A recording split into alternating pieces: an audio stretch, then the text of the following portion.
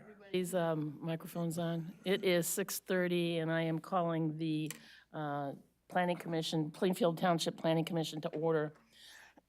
Excuse me. First on the agenda is approval of the agenda. Do we have any changes to make? Peter, Elizabeth? No changes. Okay, anyone up here want to add or subtract anything? No, I'm hearing that. I'll take a motion at this time.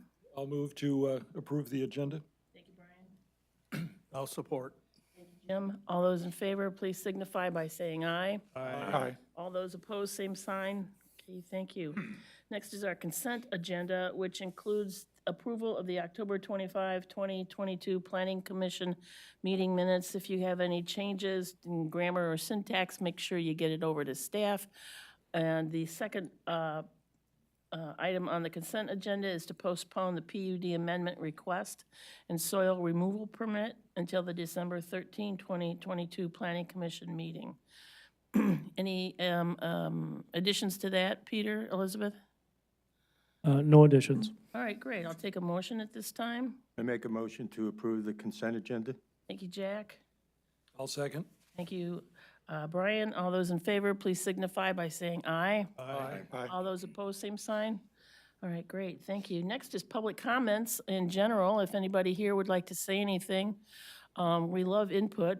Come on up to the podium, tell us your name and address and whatever your comment is. And I'm going to close that portion of it. But let's get on to agenda items. And first is a site plan review. And Carl, would you read that application, please? Project name, 320 Dodge Street, Building 3.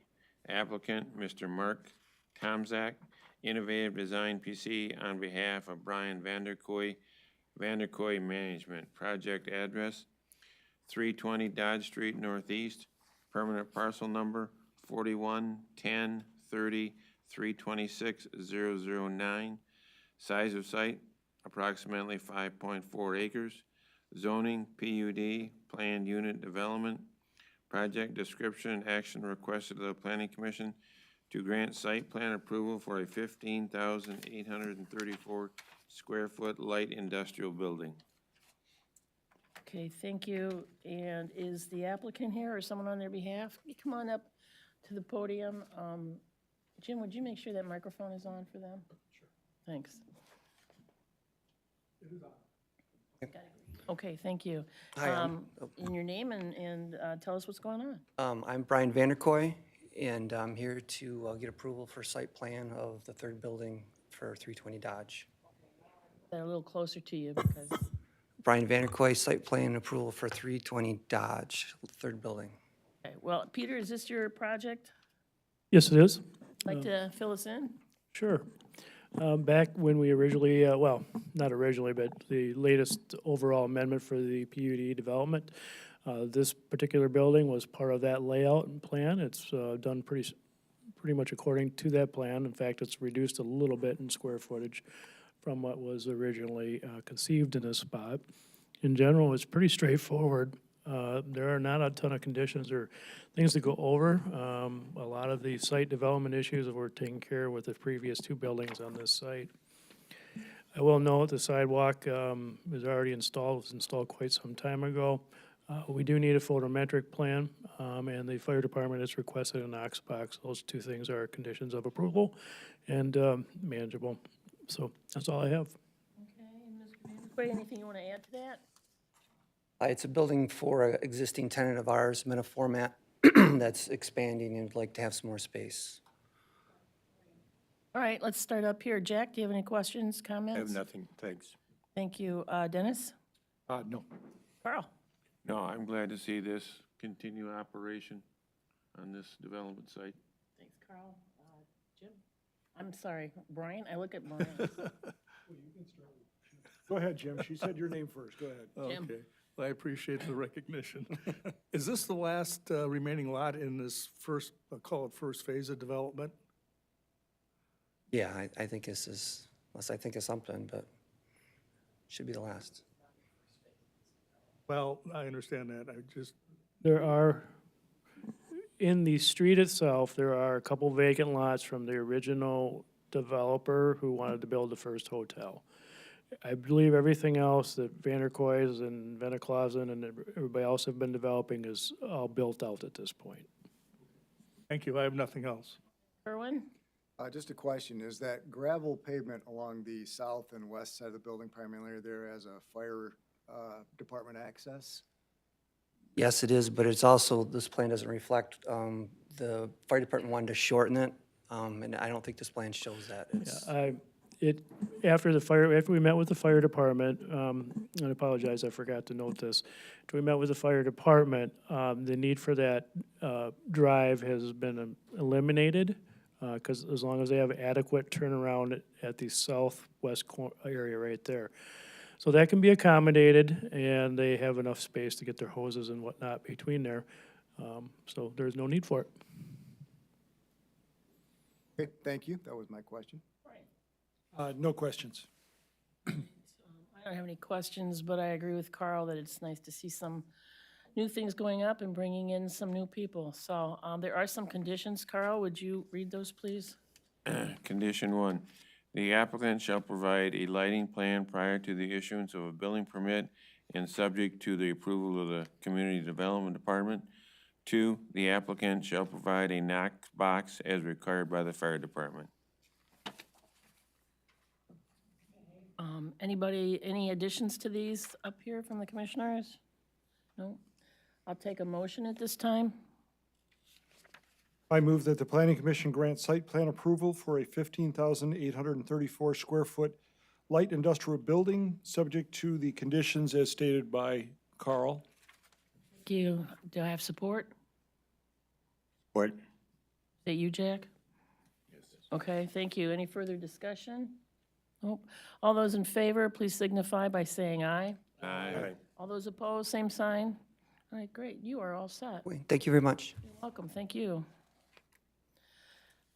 Next is the floodplain overlay text amendment. This is a public hearing, and Carl, do you have that application? There was no application. Wasn't there? This is ordinance to amend floodplain amendments, and this looks like it's Peter's project. So Peter, why don't you fill us in on what's going on? I would love to. This has been 20 years in the making, literally. This is from the FEMA's map modernization project, which will come into completion on February 23rd, 2023. And the new maps that they have been working on for the last 20 years will be adopted at that point. And as part of that, we are, as a community, required to adopt certain changes in the floodplain ordinance. One is recognizing the date of the new map to be adopted, and then they had some other tweaks that they wanted us to do within this framework. And these changes here reflect what the state told me I needed to do. So that's right from the horse's mouth, essentially. And that's really what it is. And then if you are so inclined to approve this, then it will go to the Township Board, and then I will forward this on to FEMA, well, State of Michigan, State Police, and then the FEMA and Department of Environment and Great Lakes and Energy. And we will be able to get flood insurance in 2023. Great, thank you. This is a public hearing, so I'll open it up at this time for comments. Once again, if you are interested in making a comment, come on up to the podium, introduce yourself, your address, and we'd love to hear what you have to say. Okay. That portion of it, and starting here, Carl, do you have any questions? I have no questions. Dennis? I have no questions. Jack? I don't have any questions, but just as a general comment, and it's not with an evaluation, I've noticed that more and more over time, townships are losing their individuality and more conforming to what the federal and state governments require. Brian? No questions. Sherwin? I can't follow that with anything intelligent. Jim? Just a quick one, have you seen the map or maps?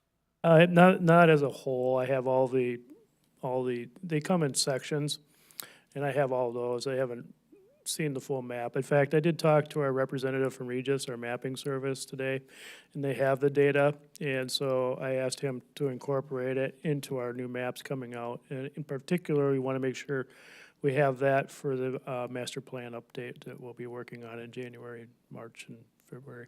Just curious if there's any surprises as a result.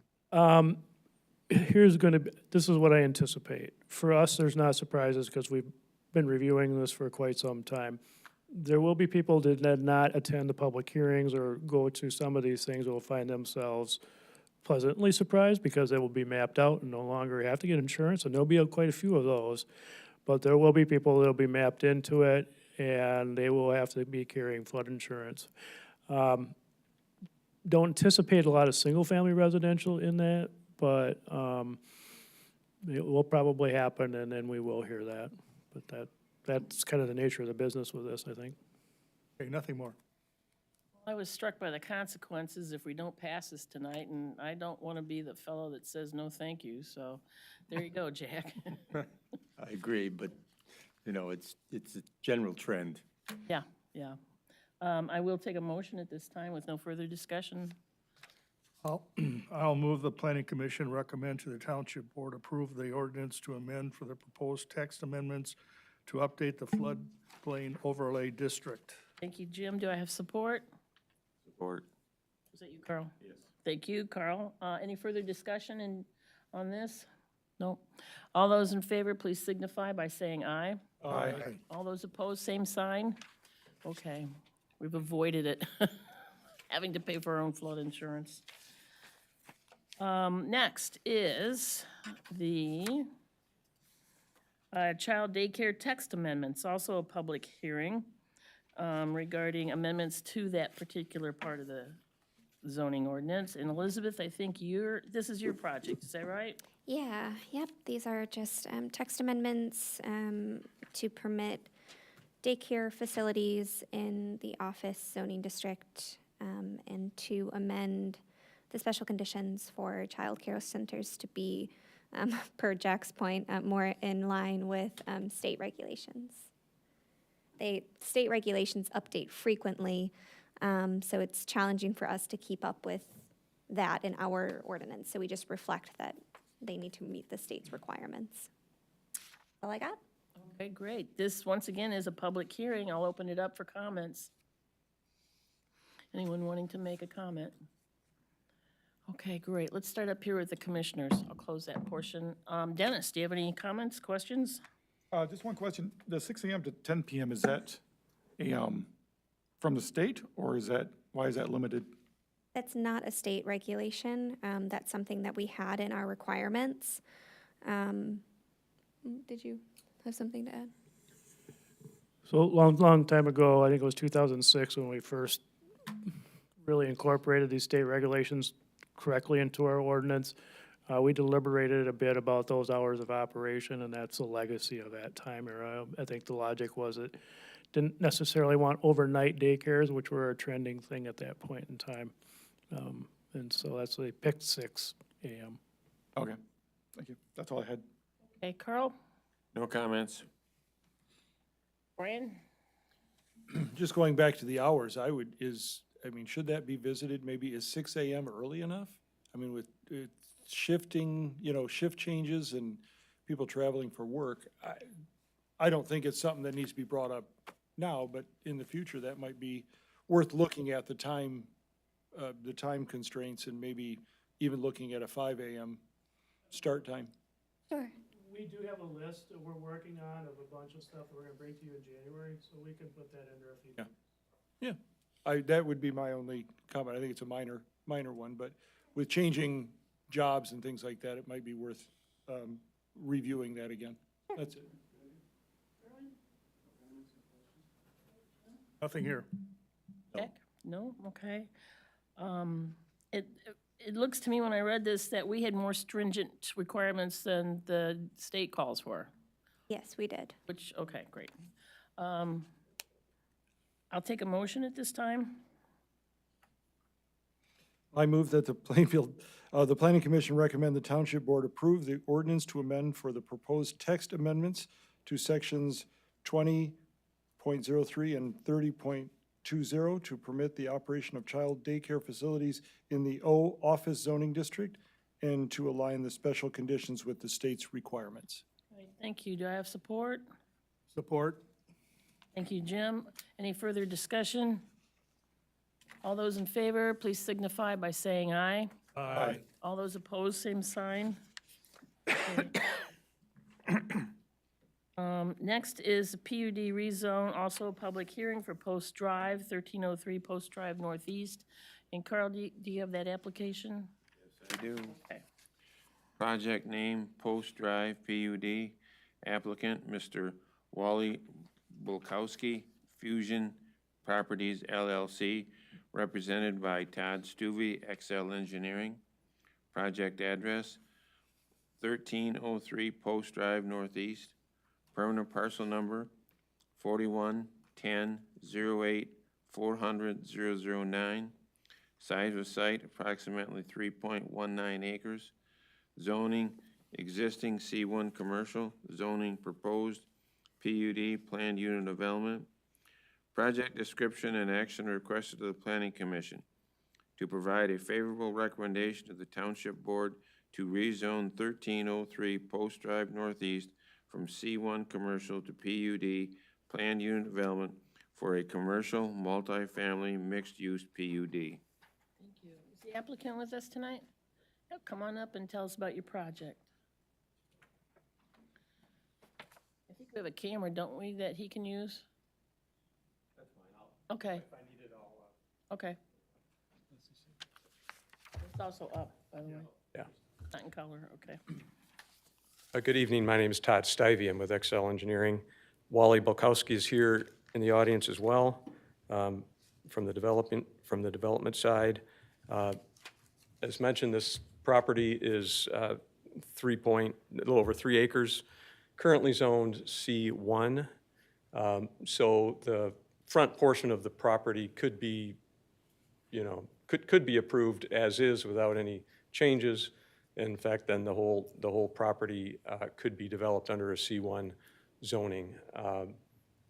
However, in this case, we're proposing that the rear portion of the development is developed as a multifamily apartment, 18-unit apartment building, so a mixed use for the development. I'm just going to step through rather quickly. We've seen this before, but I'll step through rather quickly the narrative that I had provided.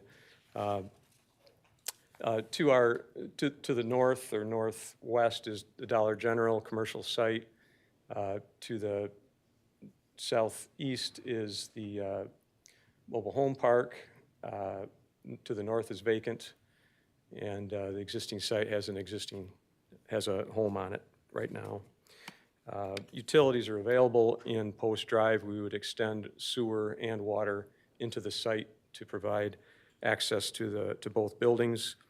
From a drainage perspective here, we would be proposing an underground system for the commercial portion of the property, and we would be proposing an expansion of the existing detention facility on the adjacent property through easements and shared maintenance agreements.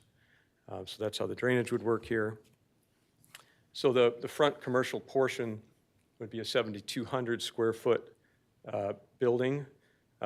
2 suites. The northerly suite would be a restaurant, a sit-down casual restaurant. It would have a drive-through window on the northwest side, and the southerly portion would be a retail establishment.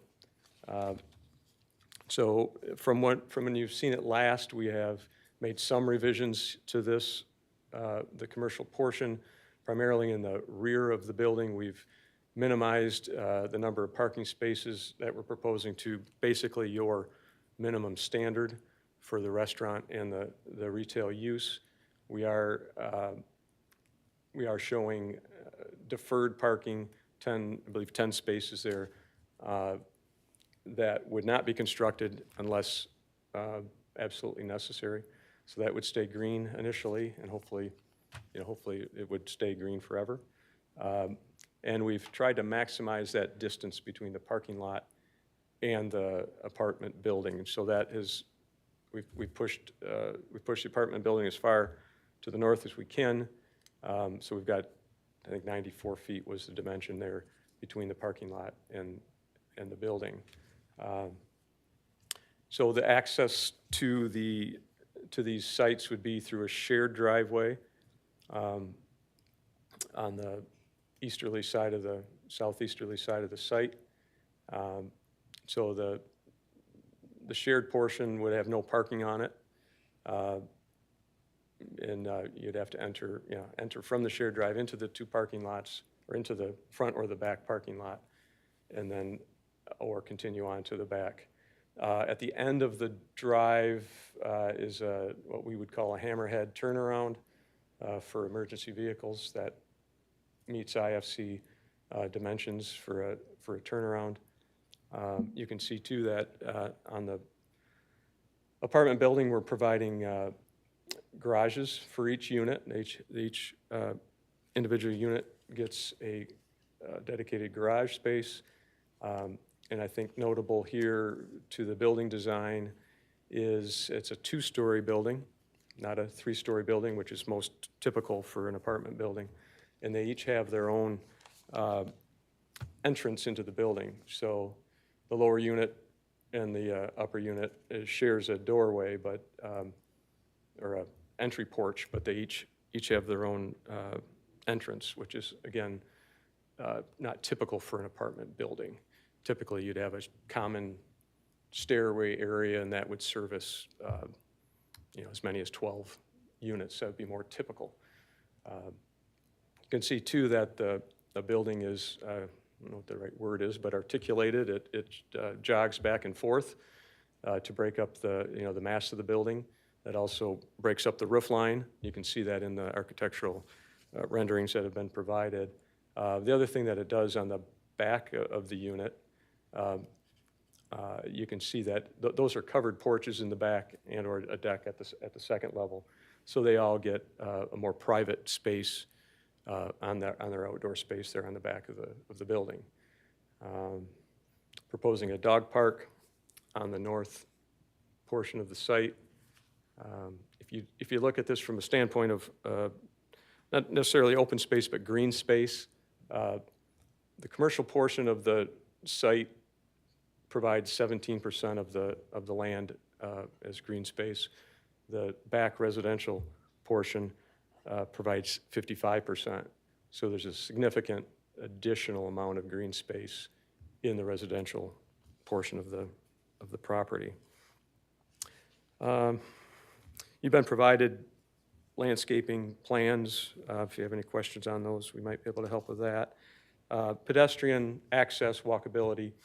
You can see there's a sidewalk through the property out to the public sidewalk in Post Drive, and also connecting to the commercial building. So there is a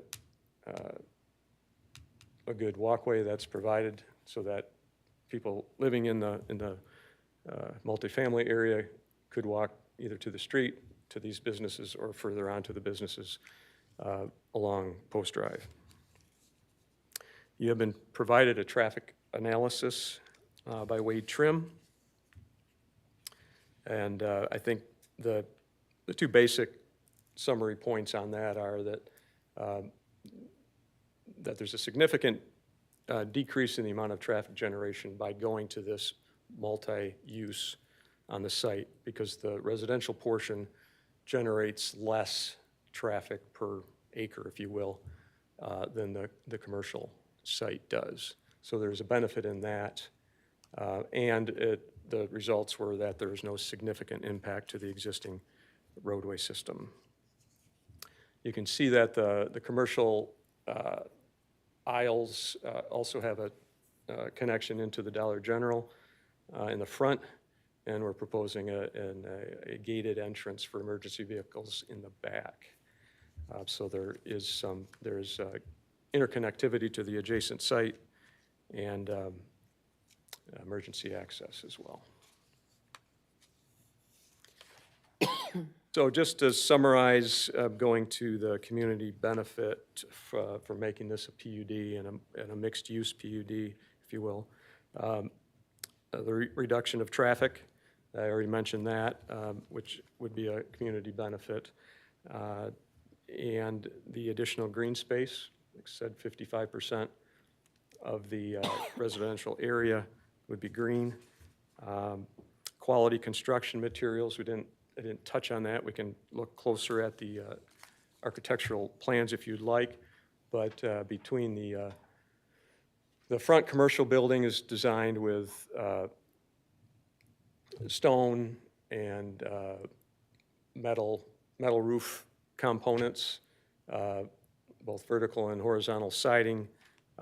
If you look and study the architectural of the multifamily, similar elements are incorporated: the cultured stone, standing seam metal roof components, both vertical and horizontal siding. And so it is the intent of the design that they, although one's commercial and one's residential, that they will feel like they belong together. They won't, from an architectural and from a material standpoint, that they're coordinated, if you will.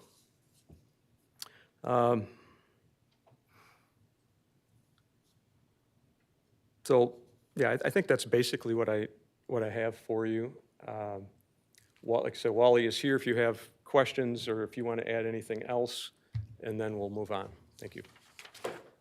The only thing I'd like, I'm sorry, Wally Bukowski, Fusion Properties, 7116 Driftwood Drive, Ada, Michigan, if you need my address.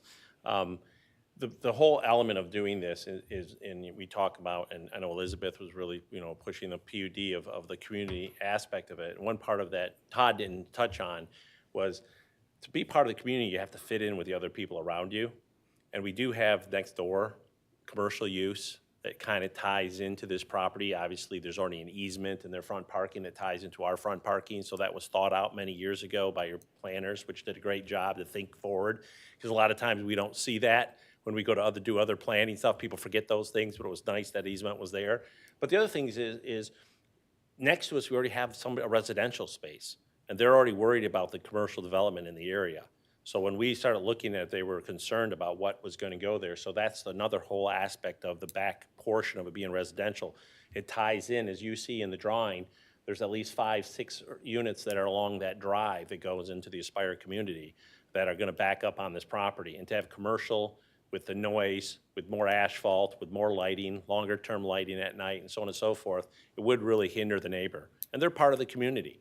So we want to make sure that we created something that actually blends in with everybody, because the Aspire community is going to be there for 50 plus years.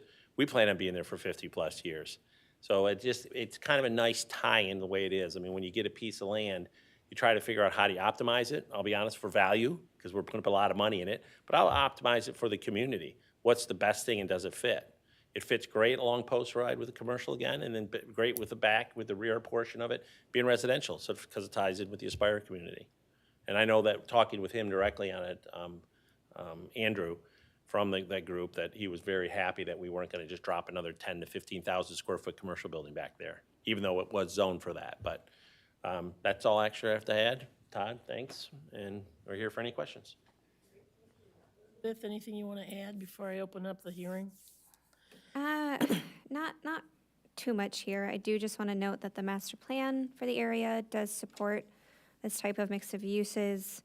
And the PUD portion of this, the PUD elements to this that are in the township's favor, are, we can closely regulate what type of drive-through use goes in there. I drafted that into the ordinance to amend, so we can administratively approve what goes through there, so it's not going to be a high-volume use. The green space element is nice, and the building materials that they've proposed since their last application do fit what we've outlined as desirable for the Reimagine Plainfield effort. The style of development is the more traditional setback from the road, parking in front, but that's how the area has developed and is in line with the community feel at the time. However, the PUD is by no means a given. If you don't think the timing is right for this type of development, you can certainly recommend that the township board not allow the PUD. But staff feels at this point, there's just enough to recommend approval. So I'm happy to answer any questions, and yeah, we'll go from there. Okay, well, let's first deal with the public hearing. I'll open it up. Any comments from the public? Feel free to come to the podium, tell us your name and your comments. Close that portion of it. Start up here. Carl, you want to, any comments or questions? I got a comment and a question. To me, it just looks like we're putting a lot into a small space. Does a residential house belong there? Probably not. Long-term, something's going to happen to this property. My question to the applicant and their engineer, did you look at doing an access to Beaver Creek, and what was the outcome?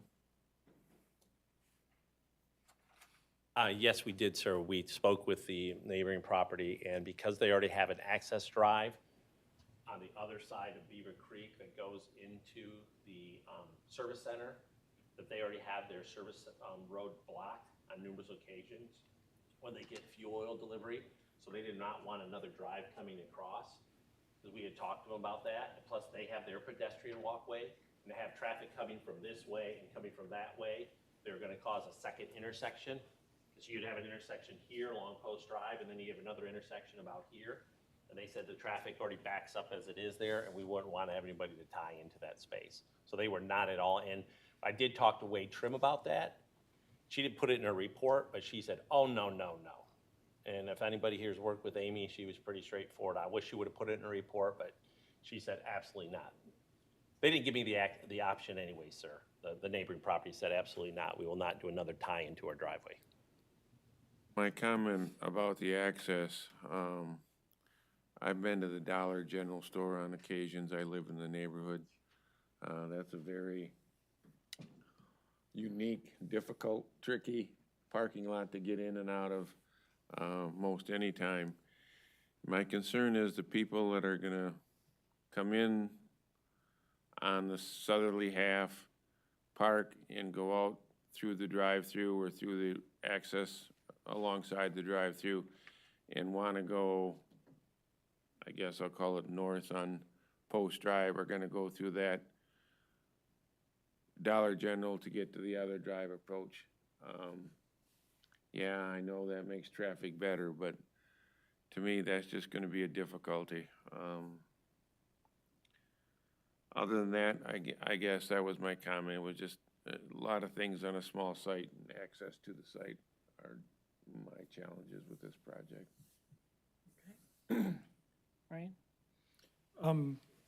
I guess sort of piggybacking on Carl there, I mean, traffic, Elizabeth, you sort of answered one, is if we can sort of regulate what type of drive-through goes in there, because I just think of Starbucks on Northland, and that much traffic would create issues not only for this parking, but also for the renters behind.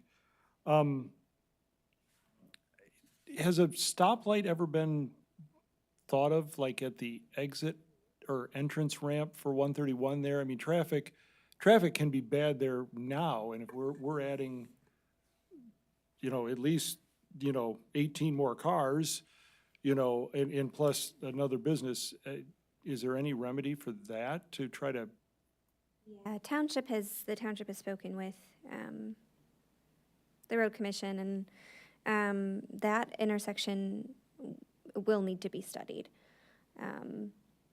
It's not necessarily the purview of this application, but we realize that will need to be dealt with. Do you have something to add on to that? That was just, It's MDOT's intersection, so they ultimately have to do a signal light study there. I think they told us that there might be one in the future, but there's no definite schedule on that. I just, traffic and turning left out of any of those businesses flows the dollar store, the gas station can be difficult, and getting off the highway depending on the time of day already. Also, Carl mentioned the parking lot. Is this building set back the same as like the Flo's strip mall and that Dollar General? Because to me, those backing in and out of those parking spaces seems very tight. It's Yes. a narrow parking lot. The dimension there does meet the standards in the zoning ordinance, and it is in line with the Dollar General. So, yeah. Yeah, I think the traffic to me seems like could be a concern, and how do we address that? So that's all I have. Do you have a response to that? Yeah, both Carl and Brian, we appreciate both your concerns.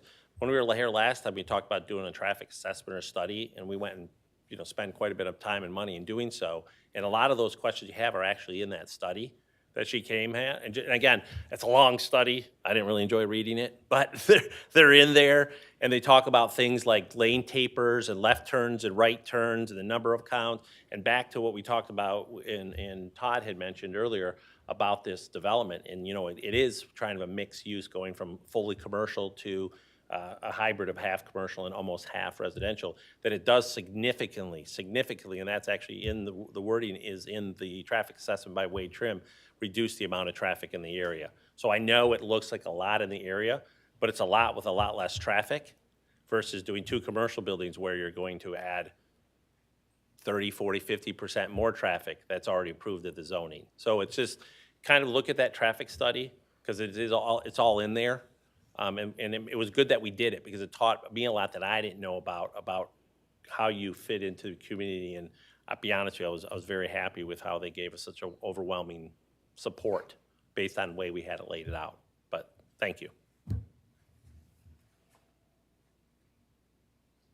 My only question is, Peter, Elizabeth, do you agree with their interpretation of the traffic study? Yeah, Pete and I both read it. And it's true that the traffic analysis did reflect that this mix of uses would be less traffic than a fully built-out commercial site. What that doesn't say is how likely it is that this entire parcel be developed as commercial or how financially feasible that is. So, it's likely, I think, if this remains commercial, that it's one commercial building and the traffic impact that has versus, this PUD. That's something we don't know because we don't know what it could be, but I think that's something to consider.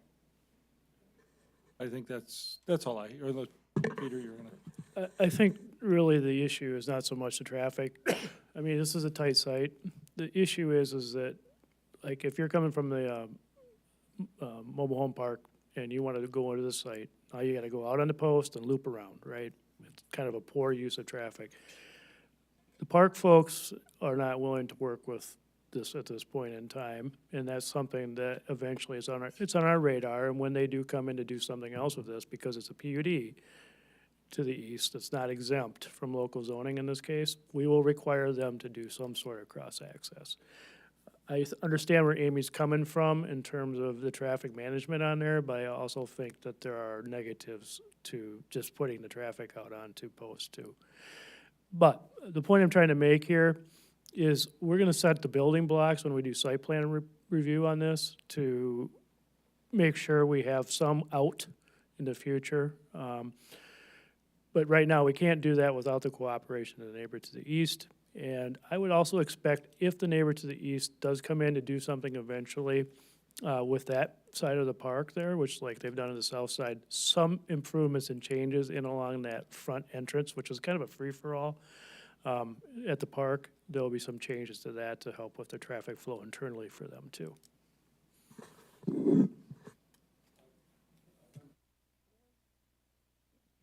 Thank you, Todd, for pointing out the differences between the July initial plan and this one, because I couldn't compare and find them without that designation. My comment then was, you used about every square inch of the site.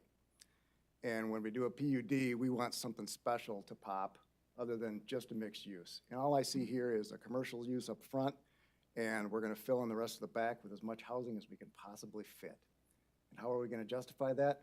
Well, with the guise of being less traffic, with the 18 homes back there, with what a commercial could potentially build if we put out and maximized its commercial development. So, study the traffic for what we've got here, and traffic studies are good for the information and assumptions that we make, but what they don't address, we don't talk about. For example, access management. The traffic study does not talk about access management at all. It looks at this site like an island. It doesn't look at the driveway that's just to the south and east from the mobile home park, which is 170 feet away. By reasonable standards, there should be built 350 feet of separation so that the people that are driving to these various uses can make good choices and turns and whatnot. Well, we don't even show it on the plan because it's not required at this point. The road commission looked at this and said, you'd probably be better served getting your access from someplace else. We didn't mention that at all, but it's the road commission's road, and we understand that everybody wants their own access. I'm pretty sure that the mobile home park could be convinced that it would be beneficial to everybody not to have more conflict points stacked up and along there. Fewer driveways on this piece of road is a good thing. This road, the data that was cited for the daily traffic counts for post-drive was 2017. That's 5 years old. We've gone through a pandemic in that time, and traffic has gone up and down, and it's going nothing but up. The DOT knows that a signal is going to be warranted from the ramp and the use that's on there, and putting more traffic for a high-intensity, high-turnover commercial use, restaurants, drive-throughs, is wholesale different than a commercial use, say, for an auto supply store, grocery store. And so this looks to me like a spot zoning thing. Even when we go through and look at how does this comply with the ordinance, we've got marginally met, partially met type criteria. I don't see a win for the community. I see a win for the sale and the marketability for a couple of individuals, not the community at large. Those are my comments. Thank you. Thank you. Jim? All my questions and comments have been addressed. Thank you. I don't want to beat a dead horse. I mean, my wife will not go southbound 131, will not exit on that interchange. She just won't do it because she waits there 5 minutes and can't get out. So I'm beating a dead horse. I said I didn't want to, but I am.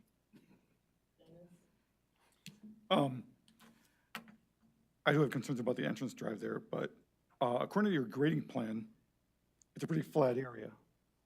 And you have like the road at 801 and the finished floor of the retail area also at 801. So I'm curious as how are you maintaining that water area to not make a big puddle as people are all leaving there and going in?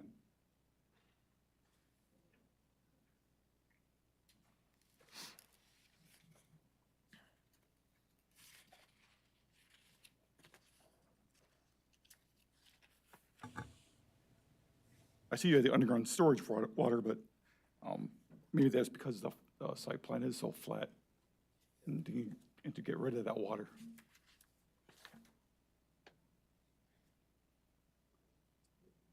We'll make it drain, all right?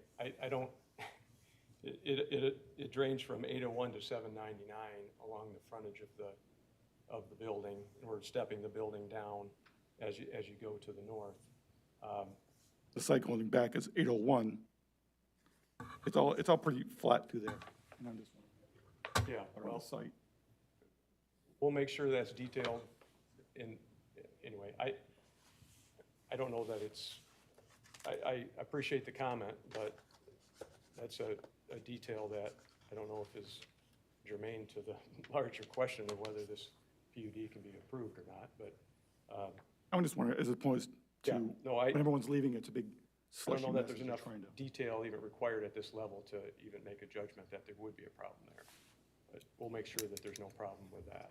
All right, that's all I had. I do want to point out that this is not a site plan review. It is a request for a PUD. That's the underlying, that is the question. If the PUD rezone request passes tonight and goes off and survives the other series of events, then they'll be back for a site plan review. And at that point, then we would be talking about the number of rooftops and the layout and the grading and all that. So just to redirect everybody, we are talking about rezoning this to PUD tonight at the owner's request. So having said that, any other comments? No? Okay, I'll take a motion at this time. Wait a minute, I'm sorry. I do have some Well, findings of fact. and they're different depending. They're on depending on what kind of motion that we what kind of have. motion we have. Okay, so I will take a motion at this time.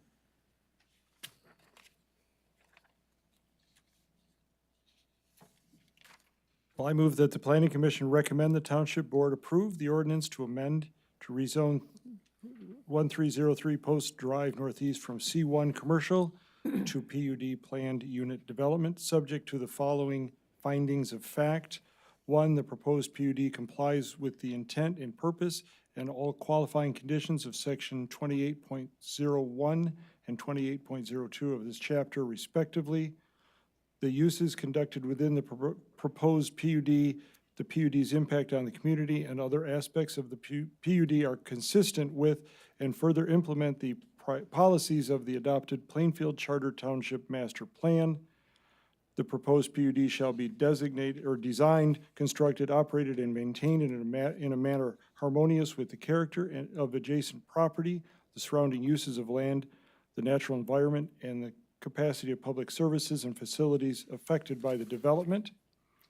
4, the proposed PUD does not appear to be hazardous to adjacent property or involve uses, activities, materials, or equipment that will be detrimental to the health, safety, or welfare of persons or property throughout the excessive production of traffic, noise, smoke, fumes, or glare.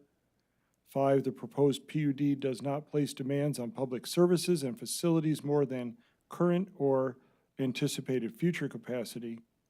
6, the proposed PUD appears to satisfy all applicable local, state, and federal statutes and regulations. And 7, the proposed rezoning is further supported for those reasons set forth by the members of the Planning Commission staff and applicant as reflected in the entire meeting record in this matter. Okay, thank you. Do I have support?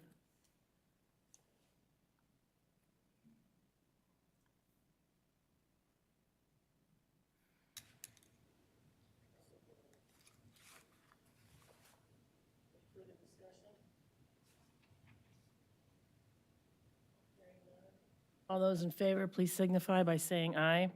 Aye. Aye. All those opposed? Aye. Okay, I'll do a roll call vote. Jack? No. Dennis? Carl? No. Brian? Yes. Kerwin? No. Jim? No. And I voted yes. Okay. Being that the motion failed, I'll suggest that the planning commission forward a recommendation for denial to the township board for rezone of 1303 Post Drive Northeast accordingly. We offer the following motion with the 6 finding of facts following. The proposed PUD complies or fails to comply with the intent and purpose of all qualifying conditions of sections 28.01 and 28.02 of this chapter respectively. The uses conducted within the proposed PUD and the PUD's impact on the community and other aspects of the PUD are inconsistent with the further implementation of policies adopted by the Plainfield Township's master plan. The proposed PUD, as presented, should be designed and constructed, operated, maintained in a manner harmonious with the character of the adjacent property, surrounding uses of land and the natural environment, and the capacity of the public services and facilities affected by the development. The proposed PUD appears to be hazardous to the adjacent property and involves uses, activities, materials, equipment that may be detrimental to the health and safety and welfare of the persons or property through the excessive production of traffic, noise, smoke, fumes, or glare. The proposed PUD places demands on public services and facilities more than current or anticipated future capacity, and the proposed PUD fails to satisfy all the applicable local, state, and federal statutes and regulations. Thank you, Kerwin. Do I have support? Support. Thank you, Carl. Further discussion? Hearing none, all those in favor, please signify by saying aye. Aye. Excuse me. All those opposed, same sign. Aye. Once again, I'll do a roll call vote. Jack? Yes. Dennis? Yes. Carl? Yes. Brian? No. Kerwin? Yes. Jim? Yes. Marie is no. Okay, thank you.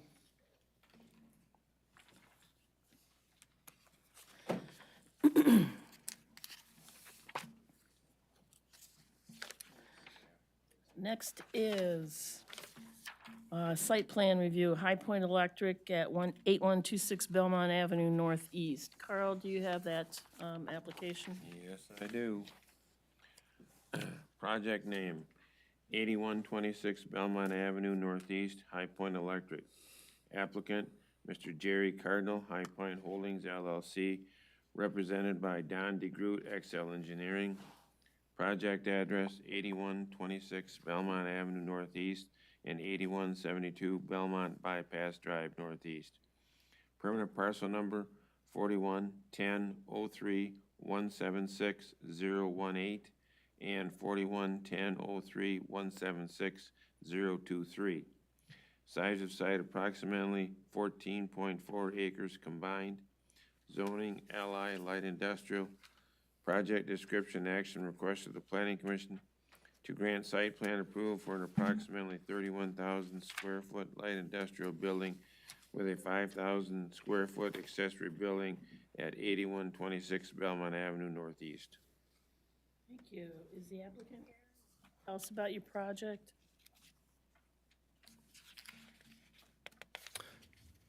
Good evening. My name is Don DeGroot with XL Engineering, and in the audience, Leslie and Jerry Cardinal, the applicants of High Point Holdings. We were here a number of months ago, as you will probably recall, for a site plan approval, and I'm wondering, could we go to that first sheet that shows the overall plan, the overall site? Yeah. We were before you for a site plan approval, which was granted for construction of a building located on the 4-acre parcel that's kind of wedged into the northeast corner of this overall piece. And as you also recall, we sought rezoning of the property to the south that Jerry and Leslie were able to purchase. And we got favorable approval or recommendation from this board and also from the Township Board. And as part of that progression and the speed of which that occurred, and looking at the overall site as a 14-acre site, there was reconsideration of how to develop the parcel to the optimal benefit of what Jerry and Leslie want to do to the property. And so with that, we're back in front of you with essentially the same type of use, similar building with an accessory building that we're seeking for site plan approval. It's a building that's just under 31,000 square feet, about 6,500 square feet of that would be office. There's an accessory building, and maybe if we want to flip to that next sheet. Yeah, then there's an accessory building within the contractor's yard area, 5,000 square feet, cold storage for vehicles and trailers and just keeping them out of the weather. The project provides for access off of Belmont Bypass for good traffic flow from both Belmont Ave and for the Belmont Bypass. The site is fully utility ready. There is some extension of that utility from the north side of Belmont Bypass, specifically the sanitary sewer. And we've worked closely with your township engineer to ensure that that sanitary sewer will be extended in order to provide service to the property to the south as part of what the township's master plan requires. Water is available in Belmont Ave for extension, and stormwater management is provided, very similar to what we had done originally with that previous site plan. It is developed, that stormwater management pond is developed for the entire 14.5 acre site to allow for seamless development of whatever proposed use happens in the balance of that property. So we're simply here for seeking site plan approval for what's in front of you, and if there's any questions, I'd be happy to answer them, or operationally, if there's any questions you have for Jerry or Leslie, they're certainly available to answer those questions as well. Elizabeth, I think this is your project. Yeah, yep. The applicant did a good job of giving an overview, so I won't go into too much detail here, but you will recall that earlier this year, the applicant came in for almost the exact same building, a little bit different, but on this northerly site, and to rezone this site for future development. So in looking at the area in general, they just decided that the site works better kind of combined at this time. So that's why the change up there in the master plan for this area, well, not ours, but the applicant's master plan for the area. The layout is set up such that this curb cut will serve any additional development that may happen further to the west. There is still property there that can be developed and likely will. Let's see, and then sidewalks will need to be extended as part of this development, and they will need to connect there. I missed that on this. So that's, good pedestrian access there. The applicants are proposing a drive-through bay here, mostly for, obviously, truck traffic. And the applicants do meet all of the special conditions required for contractors' yards as a use, a special use, or a use subject to special conditions in the light industrial zoning district. There are a number of kind of standard conditions of approval that I'm happy to answer any questions about if you have them. That's all I got. Let's start with Kerwin. Questions, comments? Just a comment. I remember with the rezoning of this, I was not in support of it, but it's done now. And the reason that I was not in support of it is because I like to protect the interests of adjacent users. And I note in the photometric plan that we have some spillover from the proposed illumination. If that could be addressed proactively rather than reactively, and keep lights on your own property to the extent feasible, it's as good as it can be then. That was all. Thank you, Jim. In the package we received, there's an area concept plan that shows 4 parcels, and one of them's the other side of Belmont Bypass. Are all those parcels controlled by you? They are? Okay, that's all I have. Thank you. Jack? Yeah, I did have a question, same as Kerwin, on adjacent users, and I did not have a chance to get up there, and I don't have a sense in my mind for the distance between this parcel and the buildings directly to the south, and I was wondering if you'd like to comment on that. I can just quickly here. The front half of this is actually what's being developed. And adjacent to it is actually just a private road leading back to the residential. So, and then there is a house here, but that's been rezoned as well. So, as it's developed right now, it doesn't have immediate neighbors except for what is already rezoned to light industrial. But we are requiring an updated landscaping plan with the required evergreen plantings to buffer even that drive from the light industrial development. Good, good. That's kind of in the same line that you were talking about, Kerwin. Yeah. Dennis? I have no comment. Carl? I got a couple of comments, a couple of questions. The Elizabeth pointed out, is the through driveway just sort of runs to the building. Are you going to be able to go straight through the building and come out the backside? It doesn't look like that. It looks like you gotta go in, turn around, and go back out the same way. No, it just doesn't show, you don't see the door on this drawing, but that's the intent. And when we say truck traffic, it's not like semi-truck, it's like a pickup truck and a trailer. We don't have, I mean, 2 semis a week come to our place. It's all smaller truck traffic, so truck traffic can be kind of deceiving when you hear truck traffic. Okay. In the narrative provided, it says access as well as for storage of vehicles and materials related to the electrical contractor business. Outdoors. That's the way I read that. The paved area adjacent to the principal will be used for overhead door and truck dock access as well as for storage.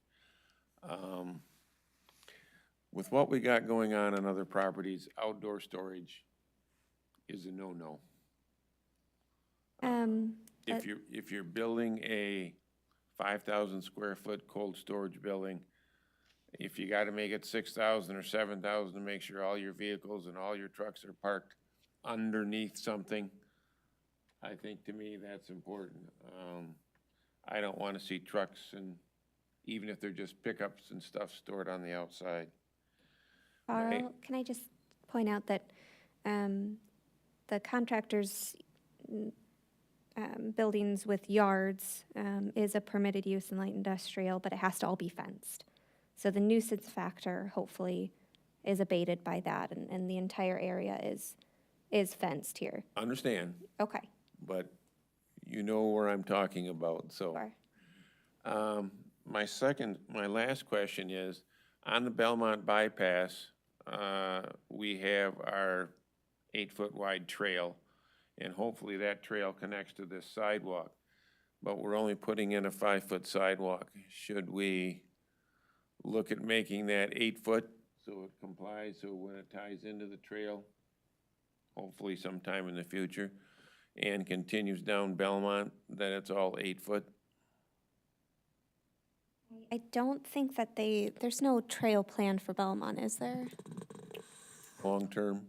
There is not a plan, I mean, it's a condition you could apply, but there is not a plan to back that up, okay? If a sidewalk, in my opinion, were to go down Belmont, it's probably going to have to be a trail. But at this point, we have not evaluated that as probably a 20, 30-year project. Agreed. I'm just wondering, as I see Belmont Avenue continuing to be developed, and if we can start here, it's just a comment. I guess I'd like to see that, but if it's not, and I agree with you, I'm on the Parks and Recs Trail Committee, so this is not on our scope anywhere in the near future. So, that's all I have. Would you like us to address that as a condition? I would, but I'll leave that up to the rest of the board. Well, we don't have a plan, is what they're saying. No, so we don't there's know. nothing specific laid out there. But I will point out that there's a new house on Belmont on the west side that has a sidewalk in front of it going Yep. nowhere. So there's got to be a plan somewhere. Well, our new sidewalk ordinance says that you have to either install the sidewalk or make a payment in lieu of installation. And it's on the opposite side. But it's you're right. also a 5-foot sidewalk, not an 8-foot trail. I guess that is sort of the difference here is, yes, they have to put a sidewalk in based on current, you're trying to say, do we push that forward to make it a trail rather than a sidewalk? Well, I think you're asking if we want to make it so that it hooks up smoothly. Yes. Okay. And my thought is, we don't have a plan, so we don't even know what smoothly is. So, Well, I mean, Belmont bypass has an 8-foot wide trail to it today. And long-term, and Peter could be right, it could be 20 years, that's going to extend down Plainfield or down Belmont Avenue all the way. Hey, The comment that I had. 20 years, the sidewalk will need to be replaced anyway. So. Very well could be. I have nothing else. Jim, anything? Nothing here, thank What is wrong with me? Brian, sorry. You must look like Jim. we don't have enough time to go through. Some other day. Do we have the, I mean, the fencing, you know, Carl brings up the, you know, trucks parked outside, and understand that's permitted. Do we have the ability to dictate type of fencing, solid, something not see-through, rather than chain link or something like that? Do we have that? Yes. Does that need to be stated tonight? It does not. That is spelled out in the conditions of approval, that it's 6 feet high, an obscuring fence. Okay, okay, that so sort that's of already thing. in there, sort of, It okay, is, yep. that's fair enough. I think that's all I have. Well, Kerwin brought up the fact that when we voted on the rezone of this piece of property, that he voted against it and I voted against it. And I live on Belmont, and I don't like seeing this creeping down my street. And I'm not that far from this address. I'm at 7170. And the thought of discussing high fences and trucks being stored outside really annoys me. The site plan complies with what we need, and of course, it'll comply with whatever zone is within it, but I need to be clear, I don't want this to keep coming down my street. And frankly, when we approved the rezone, one of the conditions was that it was in conformity with neighboring zones. It's like, if it keeps creeping, everything's gonna be in conformity with this zoning and not my rural estate, so. The plan itself is fine. The philosophy behind it is bothering me. If I may add, that it's certainly not foolproof, because if there's a need for it, somebody will make the investment. But part of the reason why it's master planned and not too far south there, which is rezoned, is because the extension of utilities, sanitary sewer in particular, comes out of the ground at that point.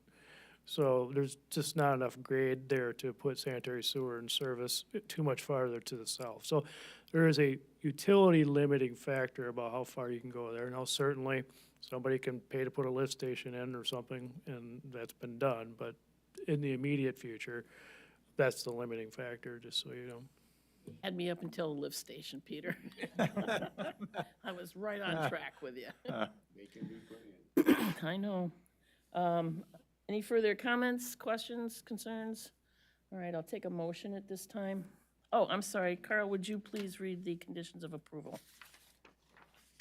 Do you want the outside storage? The what? Oh, do we want to talk about the inside storage possibility with this site? Elizabeth? We don't really have that option based on it being already zoned L1, correct? I mean, they have, if we approve it, they have the right for outdoor storage. Am I correct there? This is not a PUD. I mean, we're not granting special permits or anything, so yeah. But, Yeah, it's a permitted use as long as they meet those special conditions, which they do. So that would probably be a question for our attorney, whether we could oppose or impose additional Well, hopefully. contrary condition. Well, you know that we're across the street, right? yeah. Right now, our business operates across the street. Do you understand that? What, High Point Electric. yeah, can I ask, what will you do with that building when you move, if you move across the street? We'll continue on to use that building, Okay, either for tenant investment or whatever, but okay, we'll still own that property. okay. But the business will move out of that? That's correct. Okay. Eventually. Okay, so it will be a vacant building, I mean, and hopefully filled with some other business? Okay. Just curious. I just wanted to share, I mean, we're across the street now. I understand contractor yards get a bad rap. But you can drive by our building at any point in time and things are put away, nice, neat. I mean, it's just how we operate our business. So I fully understand and, you know, we've been more than happy with the fence and additional landscaping, do all that. So we want to look nice too. We want to be a good neighbor. We don't want to be that neighbor. We want to be a good neighbor. Well, I mean, I would think from a safety standpoint, just for your equipment, you'd want it locked up tight so it's not messed with, so, yeah. Are you comfortable reading those now, Carl? Yep. Okay. Following conditions of approval. 1, the lot combination shall be initiated prior to the issuance of a building permit. 2, the applicant shall comply with the township engineer's conditions of approval for utility service. 3, the applicant is required to receive a stormwater permit and an operator and maintenance agreement prior to the issuance of a building permit. The applicant shall provide an updated landscaping and photometric plan prior to the issuance of a building permit. 5, the applicant shall provide a knockbox per the fire department's requirements. All right, thank you, and I'll take a motion at this time. I move that the planning commission grant site plan approval for the approximately 31,000 square foot light industrial building with 5,000 square foot accessory structure, subject to the conditions as stated by Carl. Thank you. Do I have support? Support. Thank you. Any further discussion? Oh. All those in favor, please signify by saying aye. Aye. All those opposed, same sign. Okay, you're all set. Thank you.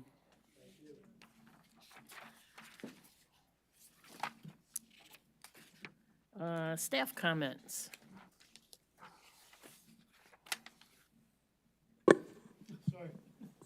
I was kicking myself for that sidewalk thing.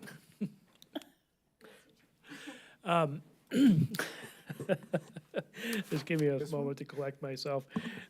Just to let you know, we did meet with Suzanne to talk about kicking off the master plan, and we're probably looking at sometime February or first week in March. We will get back to you, but we're looking at having an extra meeting in probably March is my guess.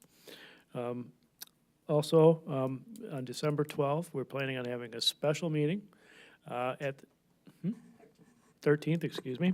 Monday's the board meeting. That special meeting, we will ask Cliff Bloom, our township attorney, and Kevin Critters, the township engineer, who's been assisting me with the Plainfield pit and gravel, to meet with you to kind of go over where we're at position-wise in terms of what can be done with that site and what's a kind of a long-term viability for mining it and that type of stuff. Thereafter, we'll have the regular meeting. I think we might have one agenda item to address. It's probably a site plan for 4195 Division, the rezone that we did recently. And then we'll dig into the mining operation. So you're aware, the mining operation technically at the end of December is done, except for the reclamation portion of that site. So he cannot proceed with anything. I have been letting him, he's got some projects with MDOT going right now, so I have been a little flexible with him and some of these things during the weekends and that, so that is out there. But that's all I got for you, Elizabeth. Planning Commission comments. Jim, any comments? Nothing now, thank you. Erwin? Question, well, what is Fox Motors, Plainfield and Jupiter undertaking currently? They are doing kind of a multi-million-dollar renovation of that site. It is largely cosmetic. The use will not change, but we have required some improvements to the site as part of that, so. They removed the used car sales and their little carryover Remming garage from decades ago. Yeah, yep, they're taking down some of those buildings, yep.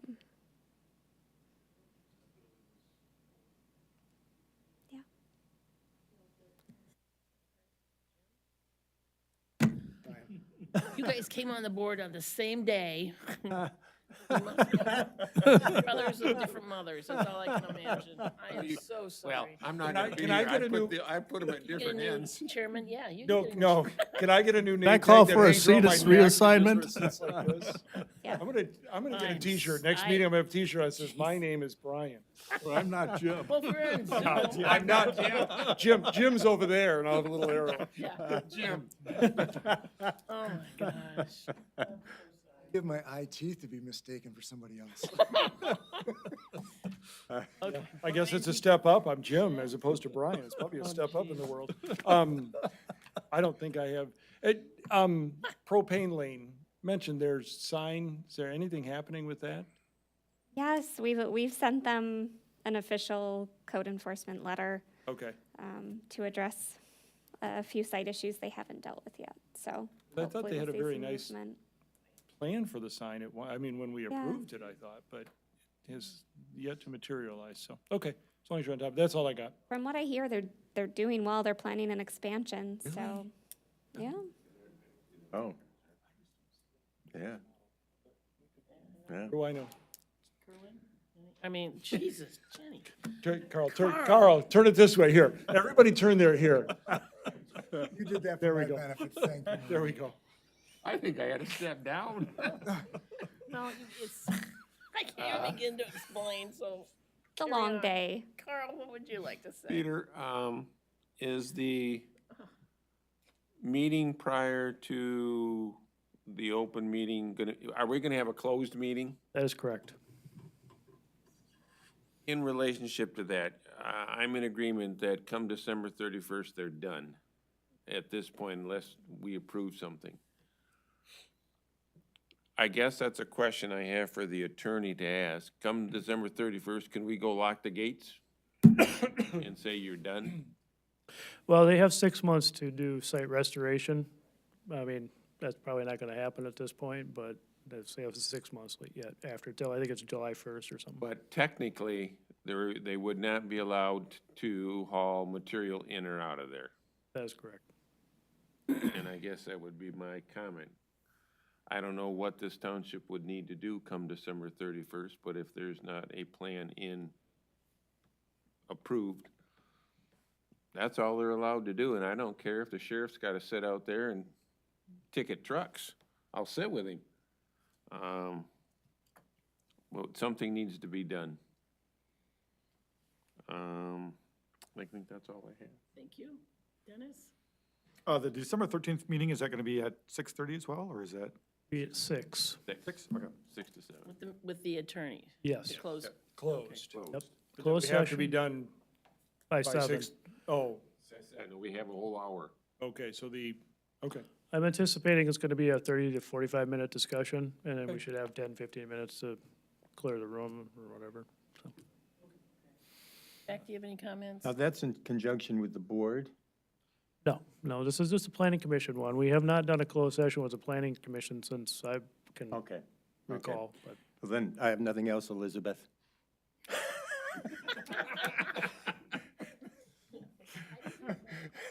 At least it's Those are names of ungun somebody guns. up here. You're just yelling Bob and, Yeah, I'm something. not making them up out of whole cloth. Gavel. That'll be Christmas. That's your Christmas present. My only comment is, are we expecting, Rick's, presence here to explain to us what he's been doing in regards to the special use permit that we're trying to take back from him? You know, we gave him until, I don't know, I picked it. Yes, I don't want to disclose too much right here, right now, but yes, he will be in January.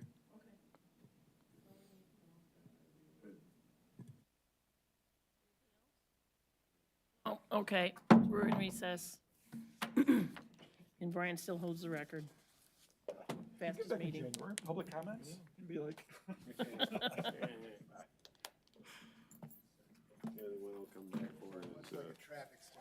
The gravel mining. Yeah. You know, we don't turn down much. Really. When stuff comes We right don't turn down. down, no. We don't turn down much. I'll bet you 1 out of 25, maybe. Or even, Big even. exception. It felt a little weird to turn it down, but it made sense.